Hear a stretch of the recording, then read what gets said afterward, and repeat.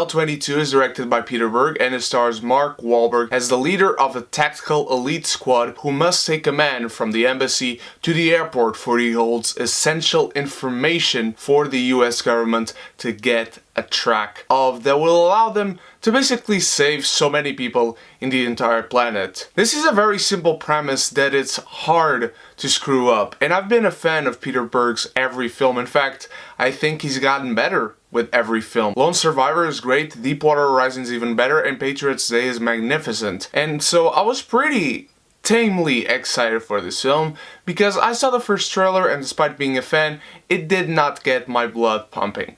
And I'm a fan of Mark Wahlberg, but basically everything in this film was brought down very hardly so. This film falls flat horribly on so many levels. First of all, let's talk about Mark Wahlberg, who is a likable man in every one of Peter Berg's films and in most of the films he's in, whether the movies themselves are good or not. But Mark Wahlberg in this film is a complete asshole. This film is basically 90 minutes of Mark Wahlberg yelling at everyone and anyone. There's really no reason for you to like him in this film. You get his entire backstory in the opening credits as the people in this film are being credited, and you see a couple of found footage images that basically represent who he is, but then there's nothing after that. Ronda Rousey is no one in this film, and she's not horrible, to be honest. I was pretty surprised by that, but the other characters don't really matter. The character that has the most development, I'd say, is Lauren Cohan, who is actually pretty good. She's the one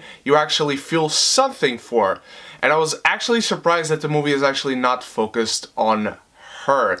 Everything that is happening in this storyline is basically driven by her, in a sense. You'll know it when you see the movie. Iko Uwais, who I've been a fan of ever since the Raid movies, and I'm not saying he's the greatest actor in the world, but he's an excellent martial artist, and he's a stunt coordinator for this film. And you can't see anything, and this is where I'll approach my biggest problem with this film. It's the editing. It's absolutely horrible. It's atrocious. It's some of the worst editing I've seen in recent memory. It's Snowman editing bad.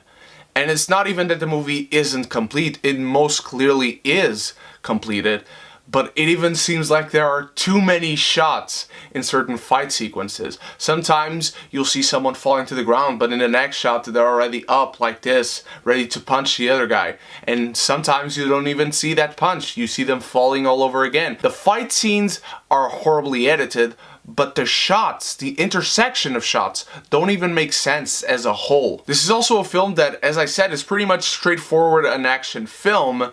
However, at the end it tries to have this pandering message that is so in your face, you can't even quite understand what is going on. You can't even quite decide who the bad guys and who the good guys are. There are so many useless people in this film, so many useless characters, so many people that you don't actually get to know. You see faces, you maybe see names, you maybe see uniforms, you maybe see that someone is related to another somebody, but you don't really know or understand why they matter in this film. They don't matter to you, and they clearly don't matter to the characters in this film, because there's this one elongated action scene in an apartment complex building, and basically Lauren Cohan is forced to protect this little girl who is walking around the halls. This girl basically watches a slaughter happening in her building. Her house gets destroyed, at least one wall and the door to her bedroom. And then they just leave the girl there, who has this final shot of looking at them walking away. And so this girl will not be traumatized at all. We will not check back on her. We'll just leave her there after witnessing everything she just did. This film is so incomprehensible right from the beginning. There's so much shit going on that you don't understand why it is there. It goes for something that it does not make clear, and then it cuts so much, even in points where you don't need to cut. There are people holding guns, and the movie keeps cutting and cutting and cutting. Why? There are people doing this. We don't need to cut. There are people talking, and we keep cutting to all these weird shots. And Peter Berg could have gone for a documentary style of cutting like Paul Greengrass, but he doesn't. It's just close-up and hyperactive, twitchy cutting. It feels like the Thomas Jane's character from The Predator this past week in film form. This is a film that doesn't work in any conceivable level, unfortunately. Mile 22 is just an abomination in this year of film, which has not been great.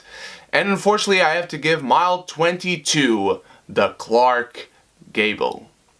What did you guys think of Mile 22? Let me know in the comments below. Let me know how you rank Peter Berg's films. Thank you so much for watching. You guys are the best. I apologize for taking so long in uploading this review. Thank you so much. And so till the next review, you stay beautiful, you stay geeky, and if you haven't done so yet, click the subscribe button, click the bell, and if you do so, we can be geeky united!